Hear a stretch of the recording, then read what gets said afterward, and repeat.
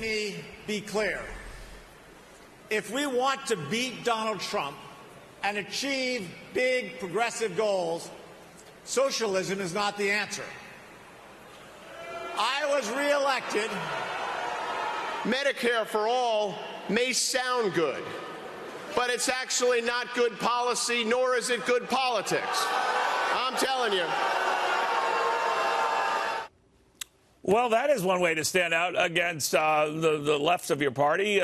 Just have a more moderate position when it comes to Medicare for all. Not a good idea, you heard one candidate say. And when it comes to just a big government wish list, maybe not advisable when it comes to fears that it could lead to socialism. The former Obama Economic Council Chair Austan Goolsbee on this. Austan, you and I have always talked about this back and forth within the Democratic Party and where the heart and passions lie. Now, with those respective crowds, I believe one in I think one in Chicago and one in California. It rides with the passionate base that doesn't like more moderated positions. What do you think? I don't know. Look, you know, I'm an economics professor. I'm not a socialist. I'm not admired at all by the Bernie folks. The Bernie folks were in high representation there at that convention. So, you know, if any candidate got up and said socialism's not the answer, you would imagine that those folks are going to boo them.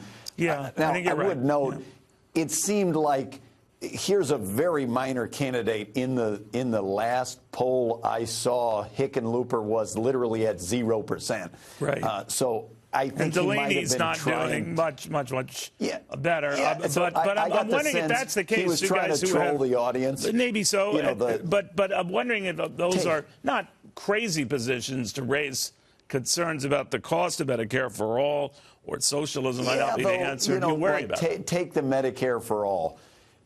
If you did it the Bernie Sanders way, it's very expensive. Right. There are other ways to do it that the Congressional Budget Office says actually save money compared to where they are now, that if you offer a public option, for example.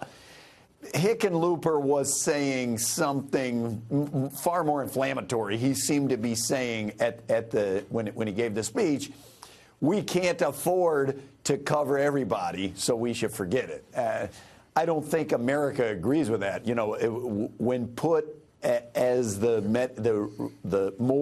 less costly, more reasonable version of Medicare for all has about 75% support of the American people, including the majority of Republicans. So I think this one, it was a fun soundbite, but I don't know that necessarily represents a whole party. Well, yeah, clearly not. I mean, that I would agree with that.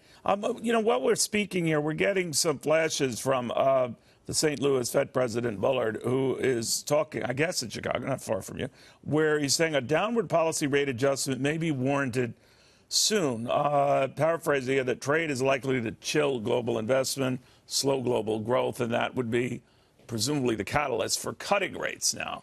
What do you think of that? You know, I wouldn't be surprised if Donald Trump carries out the incredibly ill-founded and bad idea of launching 4 or 5 separate trade wars simultaneously. The economy will start doing worse. It will start pushing us to the brink of recession. And if we start getting close to recession, I wouldn't be surprised to see the Fed start cutting rates. Now, I don't actually think that President Trump's going to do that. I think this is, I hope, one of these bluster things where he makes a lot of threats, but at the end of the day doesn't actually carry them out. All right, we'll watch closely. Austan, thank you very, very much.